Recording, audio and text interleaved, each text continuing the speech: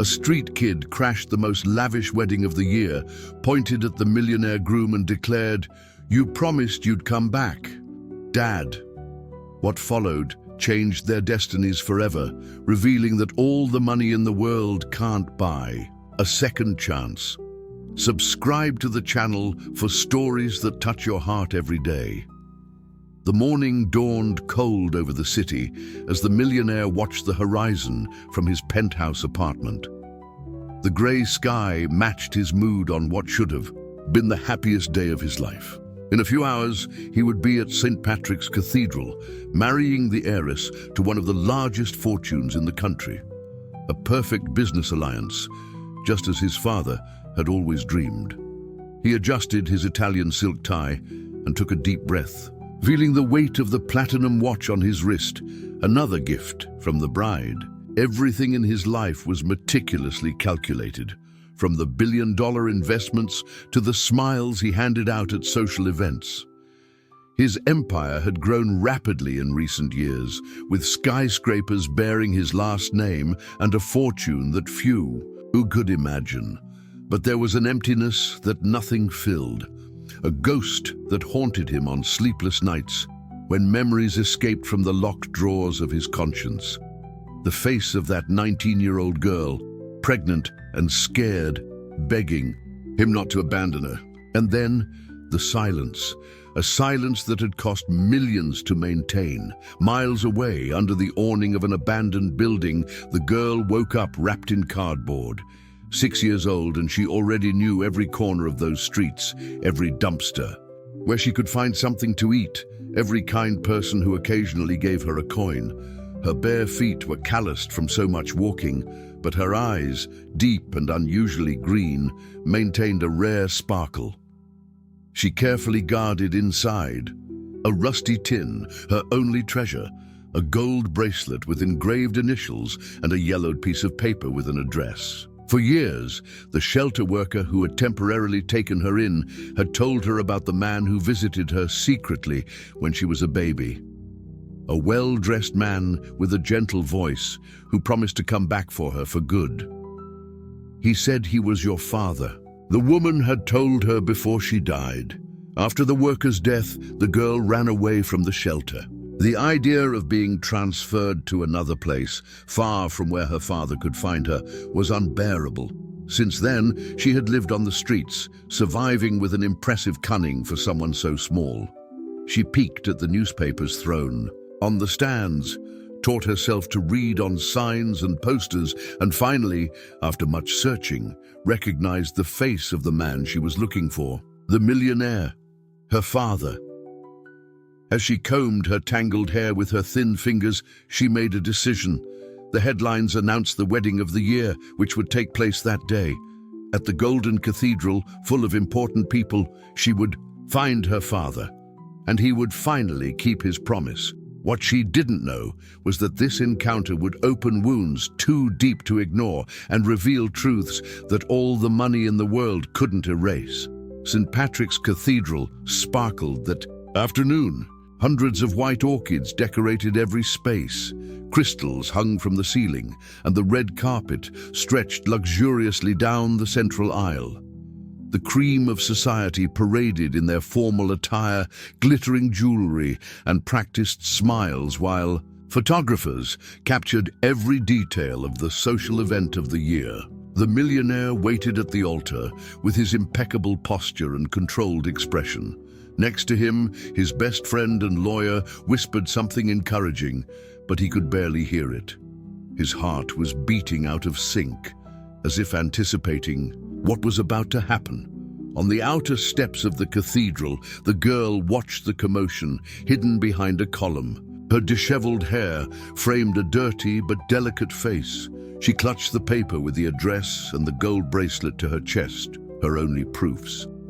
With her bare feet and a torn dress she had won from a lady the week before, she looked like an apparition from another world in this scene of opulence. The buzz diminished when the wedding march began to play.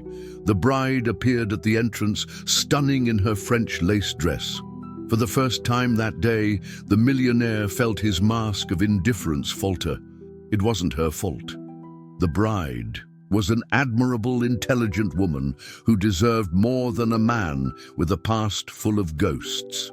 It was at this exact moment, when all eyes were on the bride, that the girl found courage. She slipped silently among the guests and entered through the main aisle, walking with a determination that made the people around her freeze in surprise. The millionaire was the first to notice her. His gaze caught the small body moving down the red carpet, and a chill ran down his spine. There was something about that ragged child that struck his core instantly. The same green eyes, the same shape of the face. It was like looking into a mirror of the past. The music stopped abruptly. The bride interrupted her advance, confused by the commotion that was forming. Security guards hesitated, unsure how to deal with the intruder so small.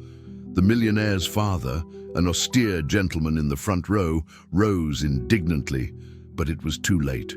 The girl stopped a few feet from the altar. Her eyes met those of the millionaire with a disturbing intensity. She held out her arm, showing the gold bracelet that gleamed on her thin wrist, and then spoke the words that changed everything. "You promised you'd come back for me, Dad." Time seemed to freeze. A deafening silence took over the cathedral, broken only by the sound of the bouquet of white roses that slipped from the bride's hands and fell on the carpet. The millionaire's face turned completely pale. In his mind, long-repressed images returned like an avalanche. The face of the pregnant young woman, his father's ultimatum, the money offered for her to disappear, and then the secret visits to the shelter where he left his newborn daughter, visits that ceased when his father discovered and threatened to disinherit him. At that moment, before the astonished eyes of hundreds of guests, the house of cards he had built over the years began to crumble. "Get that child out of here!" The millionaire's father's voice cut through the silence like a razor. The elderly man, with his severe eyebrows and impeccable suit, gestured furiously at the security guards. "This is absurd, a farce."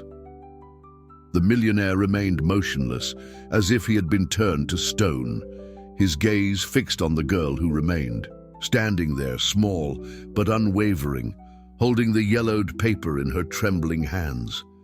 Something inside him wanted to run to her, hug her, and beg forgiveness for every day of abandonment. But 6 years of cowardice don't disappear in seconds. Is this some kind of joke? The bride's voice sounded broken as she approached slowly. Her eyes went from the girl to the groom, searching for an explanation. "Who is this child?" The millionaire finally managed to look away from the girl and face the bride. He opened his mouth, but the words wouldn't come. How to explain the unexplainable? How to admit that he had left his own daughter in a shelter to preserve his image and fortune? "This is a scam," the lawyer interjected, placing himself between his friend and the child. "Some kind of shakedown. Let's continue with the ceremony and deal with this later." The girl wasn't intimidated. Her green eyes, identical to the millionaire's, filled with tears, but her voice came out firm as she held out the yellowed paper. "The lady at the shelter told me. You used to visit me secretly when I was a baby. Said you'd come back for me someday. I kept this. It has your name on it." The paper trembled in her small hands. It was an incomplete birth certificate, with the mother's name and a blank space where the father's name should be, but next to it, written by hand, was the millionaire's name along with an address. "That proves nothing," said the millionaire's father, approaching quickly and snatching the paper from the child's hands. "Anyone can write a name on a piece of paper." "But not just anyone has this," the girl retorted, raising her wrist where the gold bracelet gleamed. The engraved initials were the same as the millionaire's and his deceased mother's, intertwined in a symbol he knew very well. The bracelet he had given to the pregnant young woman years ago. The millionaire felt his stomach sink. That bracelet was unique, specially made for the woman he loved in his youth before his father discovered the relationship and sent him to study abroad. When he returned, she was already pregnant, and the ultimatum was clear.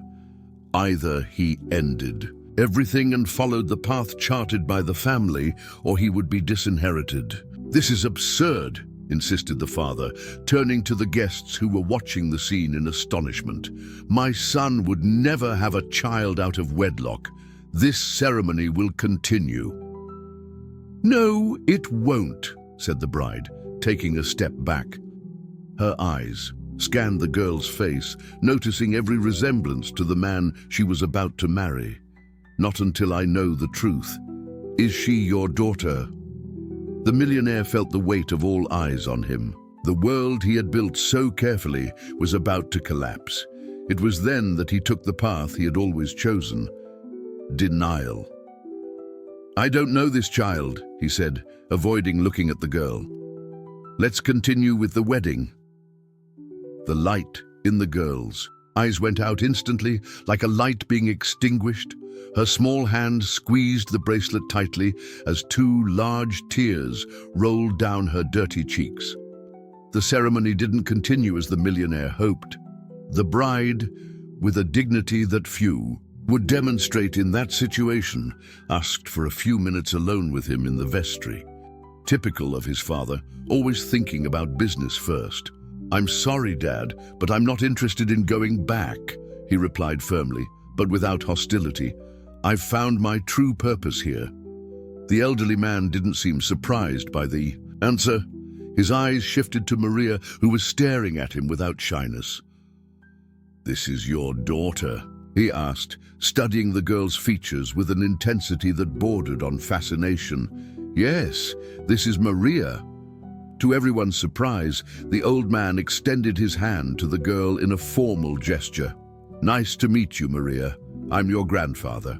The child, with the disconcerting frankness typical of her age, accepted the handshake and replied, "The pleasure is mine. Why haven't you ever come to visit me before?" The silence that followed was heavy.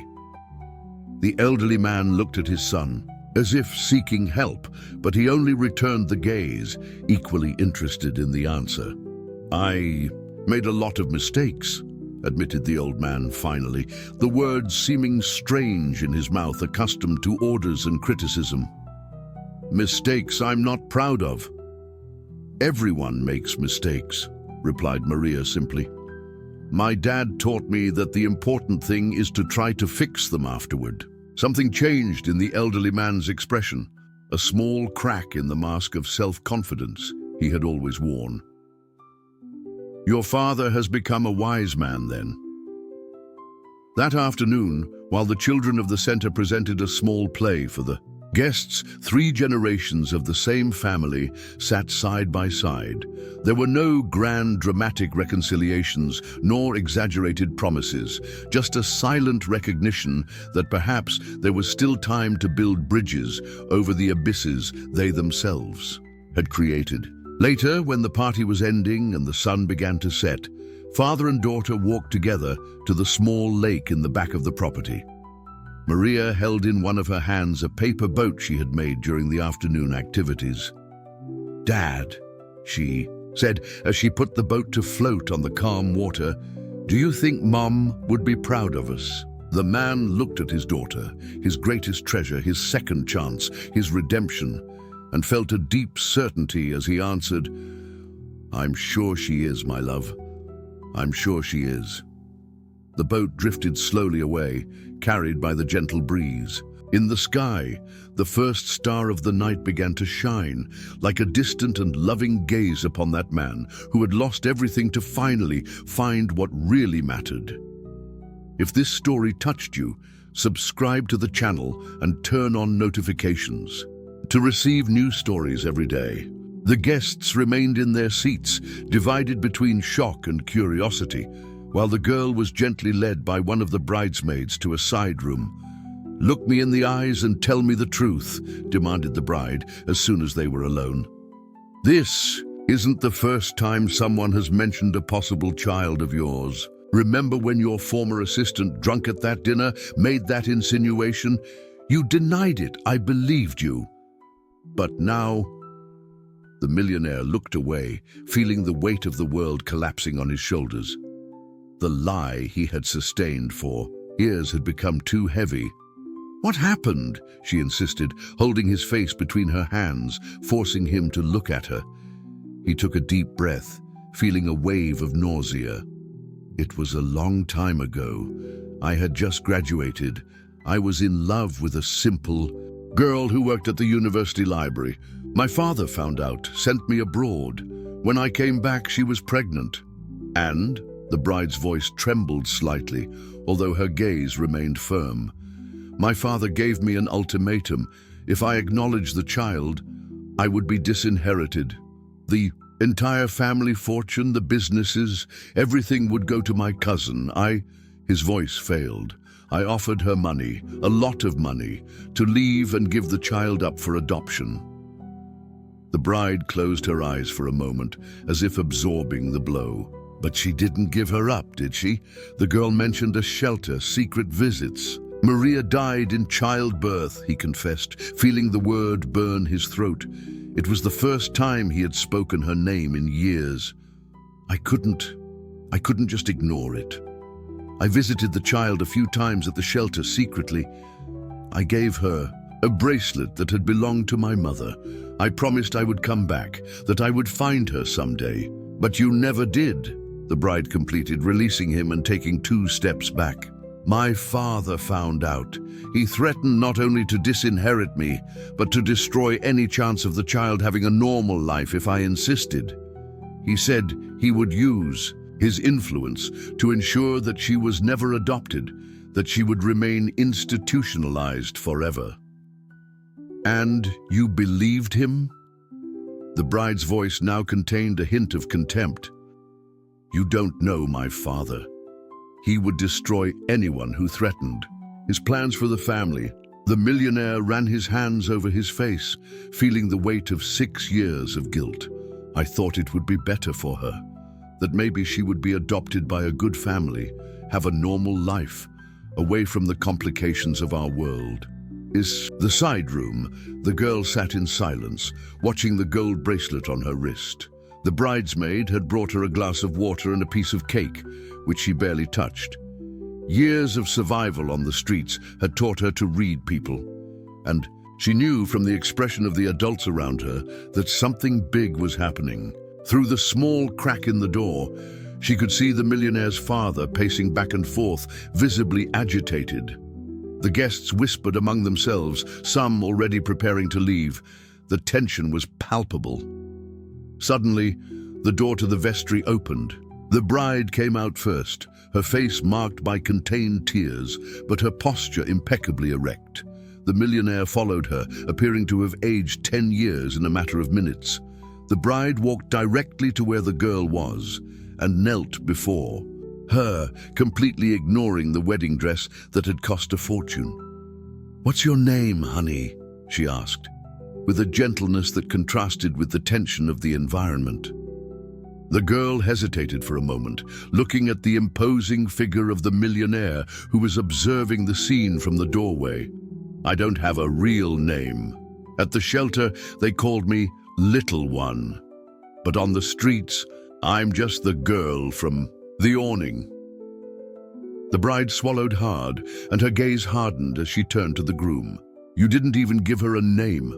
The ballroom, prepared to receive 600 guests, was practically empty. Some close relatives remained, more out of obligation than desire, sitting at distant tables while they watched the unfolding of this family drama. Most of the guests, however, had left silently, taking with them the gossip that would soon spread throughout the city. In the center of that storm, the millionaire found himself sitting across from the girl, both in an uncomfortable silence. The bride had removed her veil and tiara, but was still wearing her wedding dress as she spoke in a low voice with her mother in a far corner. "Where do you live now?" the millionaire finally asked, his voice almost a whisper. The girl bit her lower lip before answering, under the awning of the blue building near the farmer's market. There's some good cardboard there, and the newsstand owner sometimes lets me sleep inside when it rains really hard." Each word was like a stab in the man's chest. While he slept in Egyptian silk sheets and dined in Michelin-starred restaurants, his own daughter, his blood, slept on cardboard and went hungry. "And the shelter worker who took care of you? The one who knew me?" "The lady died 2 years ago," replied the girl, playing distractedly with the bracelet. "That's when I ran away. They were going to send me somewhere else, far away. I was afraid you wouldn't find me anymore." The millionaire's father approached, interrupting the conversation. His face was red with contained fury, and he was holding his cell phone so tightly that his knuckles were white. "This is absurd. I've already called our lawyer. We need a DNA test immediately. We're not going to let some street urchin destroy everything we've built." "Dad?" The millionaire stood up, facing the man who had dictated every one of his steps throughout his life. "Look at her. Look at her eyes. They're the same as her mother's, the same color, the same shape." Coincidence or a well-orchestrated fraud? Maybe someone who knew your past and planned this for years. The girl watched the discussion with an impressive maturity for her age. 6 years on the streets had taught her more about human nature than many adults would ever learn. "I don't need your money," she said suddenly, causing both men to turn to her. "I just wanted to meet my father." The lady at the shelter said he was good, that he had kind eyes, that he would come back someday. Her simple words struck the millionaire with overwhelming force. The image he had cultivated before others, of a ruthless man in business, cold in his decisions, completely crumbled. Tears, which he hadn't allowed to fall for years, began to stream down his face. In a sudden gesture, he knelt before his daughter, ignoring his father who continued to protest. He held her small hands in his and for the first time allowed himself to really look at her face. Every detail, every feature that reminded him of the woman he had loved, every expression that reflected his own genetic heritage. "I'm so sorry," he whispered, the words coming out brokenly. "I'm so sorry." The bride watched the scene from afar, her heart divided between the pain of betrayal and the compassion for the child. She approached slowly and placed her hand on the millionaire's shoulder. "You need to do what's right now," she said firmly. "Not for me, not for your reputation or for your father, but for her, for yourself." The moment was interrupted when the doors of the ballroom opened abruptly. An elegant woman entered, followed by a man in a suit carrying a briefcase, the social worker and the lawyer that the millionaire's father had called. "I'm here to pick up the minor," the woman announced in a bureaucratic tone. "We received a report of a child in an irregular situation." The millionaire's father smiled discreetly, satisfied with the speed with which his order had been fulfilled. In his mind, it would be enough to remove the girl from there, hide her in some distant institution, and the scandal would be contained. But at that moment, something broke definitively inside the millionaire. Years of submission, of decisions made out of fear of displeasing or losing privileges, transformed into a courage that even he didn't know he possessed. "No," he said, standing up and positioning himself protectively in front of his daughter. "This child isn't going anywhere."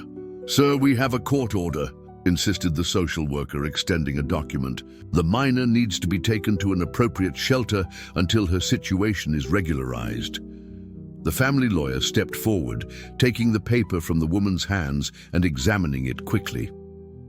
"This is all in order," he confirmed, looking meaningfully at the millionaire's father.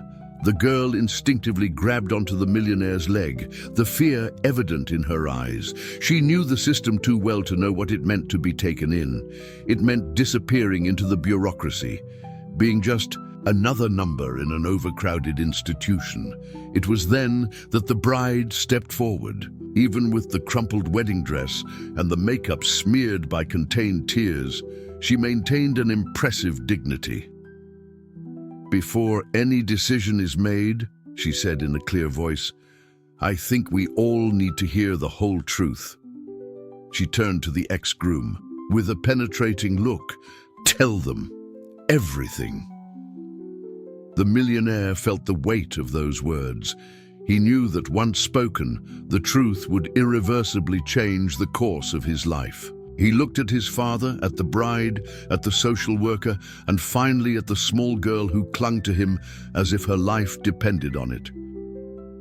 "This is my daughter," he declared finally, his voice firm despite the tremor in his hands. "I don't need a DNA test to confirm what I already know in my heart." The millionaire's father advanced, furious. "You're destroying everything because of a..." "Enough!" The millionaire raised his hand, interrupting him. For the first time in his adult life, he directly confronted the authoritarian figure who had controlled every aspect of his existence. "It's over, Dad. No more secrets, no more manipulation." He then turned to the social worker, the bride, and the few guests who remained in the ballroom. It was time for the whole truth, however painful it might be. 6 years ago, I fell in love with a woman named Maria," he began, feeling her name finally free in his mouth after so long. "She worked at the university library where I was studying. She was intelligent, kind, and dreamed of being a teacher someday."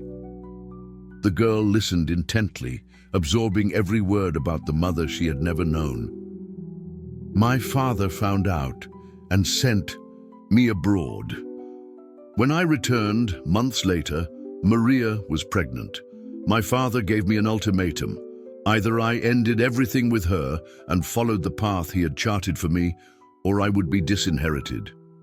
Not only that, he threatened to use his influence to destroy any chance of Maria getting a job or having a decent life." The millionaire's father fidgeted but didn't interrupt him. The damage was already done. "I caved," continued the millionaire, the shame evident in every word. "I offered Maria money to disappear, to give the child up for adoption. She refused. Said she would raise our daughter alone, without my help." Tears ran silently down the bride's face, who was beginning to understand the magnitude of the situation. "Maria died during childbirth," he revealed, his voice choked. "Complications that perhaps could have been avoided if she had received proper care, if she hadn't been alone, abandoned by the man who had sworn to love her." The revelation had a visible impact on those present. The social worker lowered the document she was holding, observing the scene with different eyes. The baby was taken to a shelter. "My father didn't know, but I visited her secretly. I promised I would come back for her, that one day we would have the family her mother had dreamed of. I gave her the bracelet that had belonged to my grandmother, the only truly meaningful thing I possessed." The millionaire then knelt in front of the girl, holding her small hands in his. "But I was cowardly again. When my father discovered the visits, he threatened to use his influence to ensure that you were never adopted, that you would remain institutionalized forever. And I believed him. I stopped visiting, convincing myself that it was better that maybe you would find a family that loved you as you deserved." The girl looked at him with a disconcerting intensity, her green eyes, so like her mother's, filled with an understanding that went beyond her 6 years of age. "I dreamed about you," she said simply, "every night." The sky had darkened, quickly, as if accompanying the drama that unfolded inside the ballroom. A fine rain began to fall, tapping against the windows in a monotonous rhythm that contrasted with the growing tension. The social worker, although visibly moved by the story, remained firm in her professional position. "I understand the situation, sir, but we still have a protocol to follow. The minor can't just leave with you without the proper legal processes." "What processes?" asked the millionaire, still kneeling beside his daughter. "What do I need to do?" It was the family lawyer who responded, assuming a more conciliatory posture upon realizing the client's determination. A formal acknowledgement of paternity, followed by a custody hearing. It's not something that can be resolved in a day, and in the meantime, the question hung in the air, laden with apprehension. The social worker took a deep breath before answering. She will need to be in state custody, in a temporary shelter, until everything is formalized. The girl clung more tightly to the millionaire's hand. "I don't want to go to the shelter," she whispered, the fear evident in her voice. "Please don't let them take me." The man's heart squeezed. He was finally doing the right thing, standing up to his father, acknowledging his daughter, and even so, it wasn't enough. Bureaucracy, cold and implacable, threatened to separate them again. "There must be another solution," the bride interjected, surprising everyone. Despite the betrayal, the ruined wedding, and the public humiliation, something greater spoke within her. "What if she stays in my care temporarily? I'm the director of the Foundation for Underprivileged Children. I have all the necessary credentials." The millionaire's father, who was watching everything with growing despair, saw in that proposal a last chance to control the situation. "An excellent idea," he said, stepping forward. "My daughter-in-law, the lady, could take care of the child while we resolve this situation." The millionaire perceived the intention in his father's words. Resolve meant, in fact, bury this secret again. But there was no turning back. "It's not a situation," he replied, standing up. "It's about my daughter, and I won't allow her to be used as a pawn in your manipulation games, Dad." The social worker quickly consulted some documents in her folder. "The lady's proposal is viable as long as we have a signed statement of responsibility. It would be a temporary solution until the paternity acknowledgement process is completed." "How long would that take?" asked the millionaire, the anxiety showing in his voice. "With a good lawyer and considering your social standing, maybe a few weeks," she replied, glancing at the family lawyer, who nodded in confirmation. The bride approached the girl and knelt down to be at her eye level. "What do you think? Would you like to stay with me for a while? I have a big house with a garden full of flowers and a cook who makes the best chocolate chip cookies in the world." The girl hesitated, looking from the millionaire to the bride. "Can I see my dad every day?" Before the bride could answer, the millionaire's father interjected. "This is ridiculous. My son has obligations, international commitments. He can't simply—" "Yes," interrupted the millionaire, for the first time in his life completely ignoring his father's objections. "I'll be with you every day, I promise." The social worker cleared her throat discreetly. "We need to go now. There are forms that need to be filled out today." The girl held the bride's hand, but her eyes remained fixed on the father she had just found. "Are you going to pick me up this time? For real?" The millionaire swallowed hard, feeling the weight of that innocent question that carried years of abandonment. "I'm going to pick you up, and this time it's a promise I won't break." As the social worker led the girl and the bride out of the ballroom, the millionaire's father approached, his face contorted in a mixture of fury and despair. "Do you have any idea what you've just done? Decades building the family name, billions in business, strategic alliances, all at risk because of this. My daughter," completed the millionaire, meeting his father's gaze.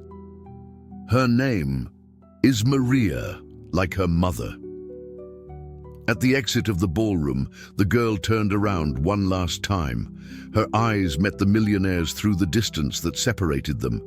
A small smile appeared on her lips, as if finally, after years of waiting, she knew that she was no longer alone in the world. The days that followed were the most tumultuous in the millionaire's life. His mansion, once a haven of silence and meticulous order, transformed into a battlefield where every object seemed to confront him with the choices of his past. Photographs of social events, business awards, souvenirs from luxurious trips, all seemed devoid of meaning when compared to the weight of the gold bracelet that he now carried constantly in his pocket. The press discovered the story quickly, as expected. "Billionaire heir acknowledges abandoned daughter," screamed the headlines of tabloids and news websites. His father had called an emergency meeting with the top executives and shareholders of the business group, trying to control the damage to the corporation's image. The millionaire, however, was occupied with more important matters. Every morning, promptly at 9 o'clock, he knocked on the door of his former bride's house to visit his daughter. In the first few times, the girl received him with a mixture of distrust and hope, like a wild animal that fears being abandoned again. Gradually, however, the barriers came down. "I brought something for you," he said on the fourth visit, extending a small package. The girl carefully opened the package, revealing an illustrated book. "The Little Prince" was written on the cover in golden letters. "It was your mother's favorite book," he explained, his voice choked with emotion. "She always said that the most important things are invisible to the eye." The girl's eyes sparkled. "Can you read it to me? I'm learning the letters, but it's still difficult."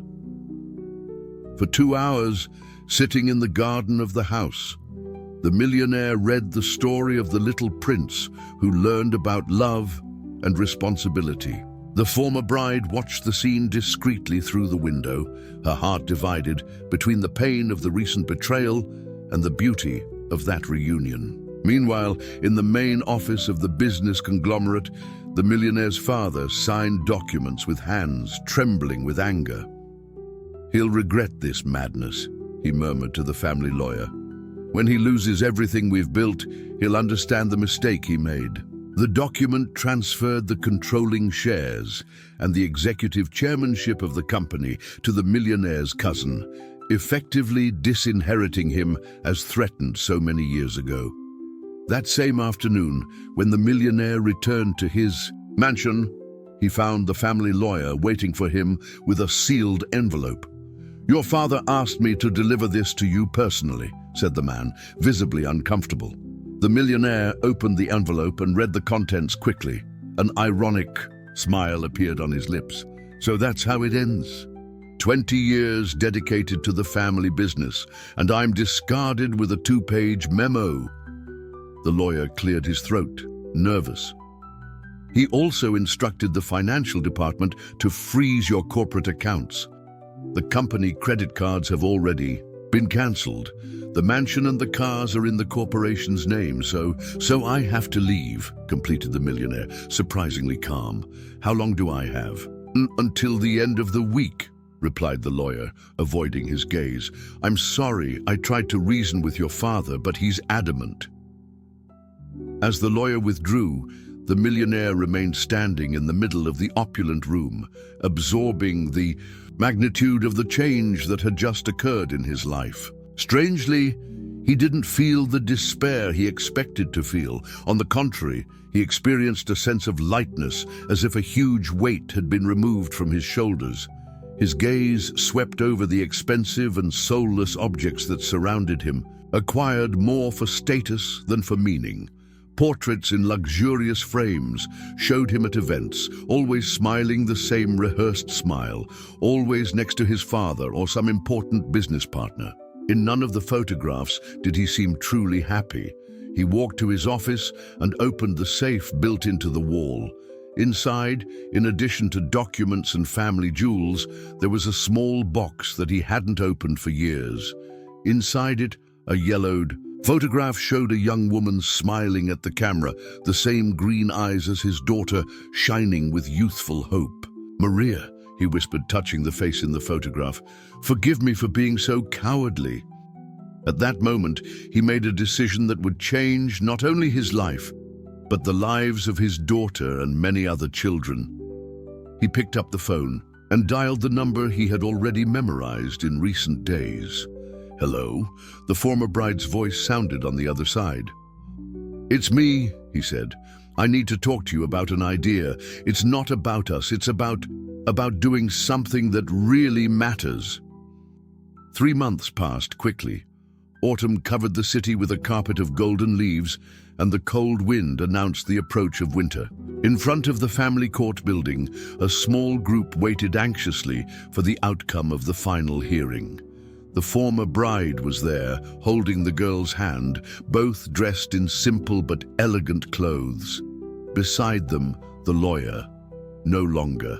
The families, but a young specialist in family law, nervously consulted his watch. The doors of the court opened, and the millionaire, now no longer so much a millionaire, came out with a radiant smile. In his hands, an official document stamped and signed by the judge. "We did it," he announced, kneeling before his daughter. "From today, officially and legally, you are my daughter, Maria, like your mother." The girl, who in recent weeks had visibly transformed, gaining weight and color, threw herself into her father's arms. Her floral dress twirled in the air, and for the first time since he had met her, the man heard her laughter, crystalline and genuine, like a silver bell. The former bride watched the scene with tears in her eyes. She and the former groom never rekindled romantically. The broken trust was difficult to rebuild, but they had developed a partnership based on mutual respect and the shared love for little Maria. "And the other part?" she asked, when the three were walking through the park near the court, the girl running ahead to feed the ducks on the lake. "Also approved," he replied, his face lighting up with genuine enthusiasm. "The new Pathways Foundation is officially registered." The judge loved the project. In the months that followed the break with his father and the loss of his position in the company, the former millionaire had sold his remaining shares, his personal investments, and virtually all the luxury goods he possessed.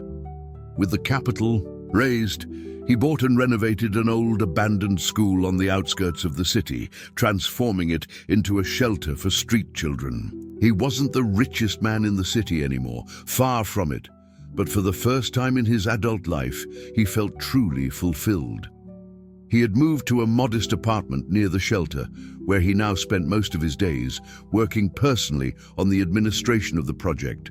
"Daddy, look!" called Maria, pointing to a group of ducks swimming in their direction. "They have little ones." The man smiled, watching his daughter with a mixture of pride and gratitude. In just 3 months, she had blossomed in a way that seemed almost miraculous. The scared and distrustful girl was giving way each day to a curious and lively child. She now attended a good school, had access to proper medical treatment, and most importantly, felt loved and safe. "You know," commented the former bride as they watched Maria running by the lake, "I never thought I'd say this after what happened at our wedding, but I'm proud of you." He looked at her, surprised. "Thank you. That means a lot to me." "I'm not saying that what you did in the past was right," she continued, her tone serious but not accusatory. "Abandoning your daughter was wrong, regardless of the circumstances. But what matters is what we do when we get a second chance, and you're using yours very well." That same day, later, the man took Maria to officially meet the shelter that would soon be inaugurated. The old building had been completely restored, with colorful walls, spacious and airy rooms, a patio with a playground, and in the back, a small vegetable garden for educational activities. "Will children like me live here?" asked Maria as they explored the facilities. "Like you were," corrected the father gently. "Children who don't have families or who, for some reason, can't stay with them. They'll come here until they find a new home." The girl stopped in front of a wall where several framed photographs were hanging, smiling children of various ages, some in groups, others alone. "Who are they?" "They're the first children we're going to receive," explained the father. "They're currently in overcrowded city shelters. In 2 weeks, when we open, they'll come here." Maria continued to look at the photographs, her small face serious and contemplative. Then, suddenly, she turned to her father with a determined expression. "Can I come here every day to play with them so they don't feel alone?" The man felt a lump in his throat. His daughter, who had known the worst of loneliness and abandonment, now wanted to ensure that other children didn't feel the same. He knelt before her, holding her small hands. "Of course you can, my love. In fact, you'll help us a lot. Who better than you to understand what they're feeling?" At that moment, looking into his daughter's eyes, the same eyes as the woman he had once loved and abandoned, he understood that his true redemption was only beginning. It wasn't just about repairing the mistakes of the past, but about transforming them into strength to build a better future. A year had passed since that fateful Sunday at St. Patrick's Cathedral. The New Pathways Shelter celebrated its first anniversary with a party in the garden, filled with colorful balloons, cheerful music, and many children running everywhere. In the past 12 months, the center had welcomed more than 50 children. In vulnerable situations, 30 of them had already been referred for adoption or reintegrated into their families of origin after social intervention. The others lived temporarily there, receiving education, healthcare, and above all, affection. The former millionaire, now the director of the center, walked among the guests with a simplicity he had never shown in his former life. He wore jeans and a plain shirt, and on his face, the tense and calculated expression of yesteryear had been replaced by smile lines. At his side, Maria, now 7 years old, wore a floral dress and had her hair carefully combed into 2 braids. "How are we doing with the fundraising campaign?" he asked the former bride, who had become the chief financial officer of the project. "Surprisingly well," she replied, consulting a folder. "This month's donations exceeded our expectations, and the governor confirmed his presence at the ceremony next month, when we inaugurate the vocational training wing." He nodded, satisfied. The New Pathways Shelter had become a national reference in childcare, attracting attention from the media and authorities. But what he was most proud of were not the external compliments, but the transformations he witnessed daily in the children. "Dad!" Maria called, running towards him. "There's someone who wants to talk to you, a man in a suit." He turned, curious, and froze upon recognizing the figure approaching. His father, older, more stooped but still imposing in his impeccable suit, walked slowly towards him. "What's he doing here?" whispered the former bride, tensing immediately. "I don't know," he replied, equally surprised. "We haven't had contact for a year." The elderly man stopped before them, leaning slightly on a cane, an accessory the son had never seen him use before.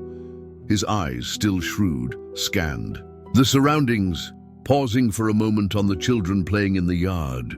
"I heard about your 1-year anniversary," he said finally, his voice a little more frail than the son remembered. "Impressive what you've built here." The director of the center did not respond immediately, trying to decipher the true intention behind that unexpected visit. Maria remained at his side, watching with curiosity the grandfather she had never met. "The company's stock fell 30% in the last quarter," continued the elderly man, changing the subject abruptly. "Your cousin doesn't have half your business acumen. The board is dissatisfied." "Ah," thought the son, so that was it. Not a reconciliation, but an attempt to bring him back.